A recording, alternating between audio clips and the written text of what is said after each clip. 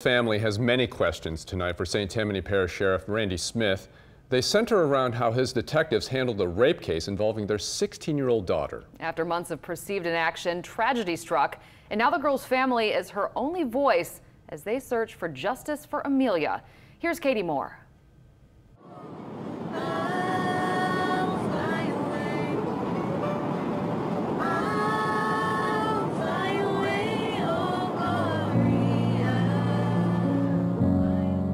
Amelia is my younger daughter. She was born December 3rd, 1999. Blonde-haired, blue-eyed little angel. It was the first night of summer vacation, actually. She had wanted to go hang out with some of her friends, and I said that was fine. And they went to a neighborhood pool.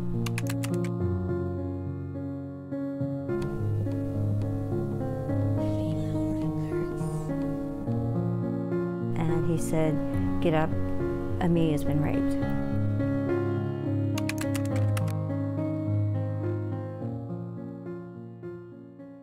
May 21st, 2016. Sheriff's records indicate it all started here outside the Versailles Estate swimming pool in Covington.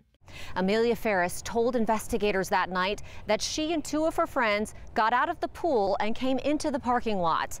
They got into the truck of an 18-year-old man that one of her friends knew. At some point, her two friends got out of the truck and Amelia was left alone with the man. And when they got back to her friend's house, she didn't want to call the police, and the friend's mom prevailed upon her to do so because that's what you should do. And I agree, that's what she should have done. There were police and investigators everywhere. And what was she like at that point? What? Withdrawn and quiet. I asked her if he had hurt her, and she said yes. While Amelia did not know the suspect when it happened, one of her friends did. The Ferrises say St. Tammany Sheriff's detectives told them they impounded his truck that night. He was not arrested. Sheriff's deputies sent Amelia to Children's Hospital in New Orleans for a rape exam. And that's what the police said needed to happen, so I told her that's what we should do, and she agreed to do it. I was crying long before we even got on the causeway because I knew what she was going to be facing. In retrospect, I'm not really happy that we did. Yeah, you regret it? Yeah, I do. Considering what has and has not happened, mostly has not happened, again, I think I did more damage to my daughter in following the police's instructions than helping her. Amelia's medical records from Children say, among other things, Amelia told hospital staff, "He said, don't tell anyone," and "I screamed, nobody came." The records say she was bruised on her head, arm, and leg.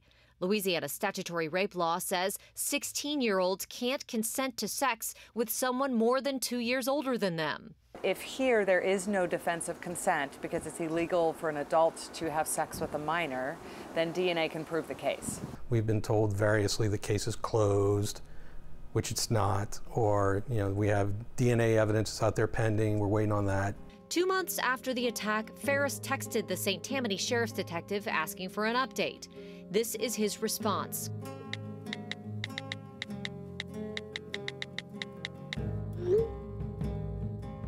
More than a year later, in October of 2017, the DNA tests were still pending.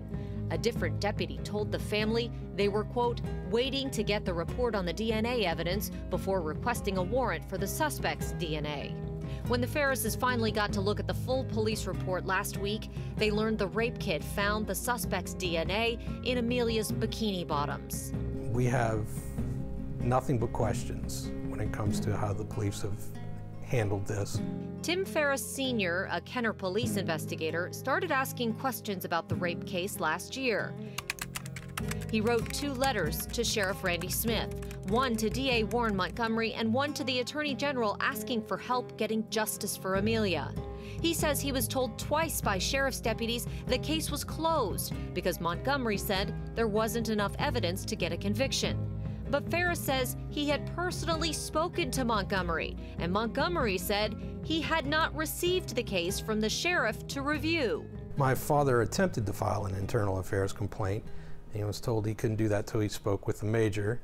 He spoke with the major, and the major still wouldn't take the internal affairs complaint from him. He eventually sent this certified letter to Sheriff Smith to file the complaints.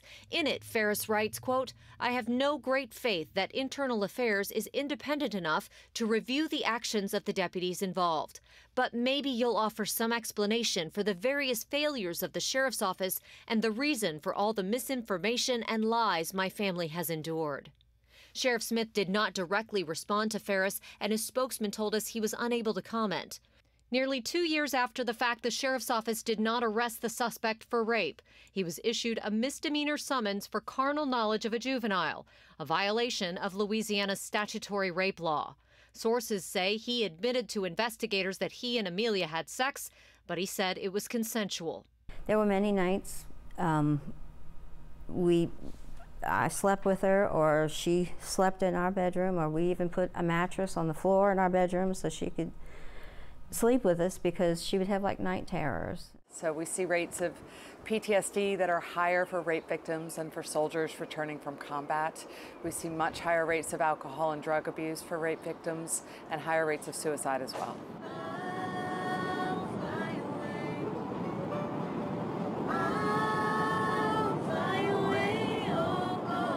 I found her on the floor of her room, non-responsive. I did CPR until the tech showed up to help her. It's too late. I knew it was too late when I started. Amelia left a 12-minute video, a modern suicide note, before she took the sleeping pills that would put her to sleep forever. All she said is, "I can't live with this pain anymore."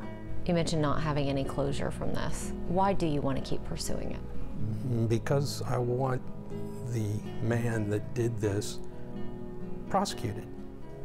I want him behind bars. We were doing what they were telling us to do. And he walks free and he has a life. And our daughter doesn't.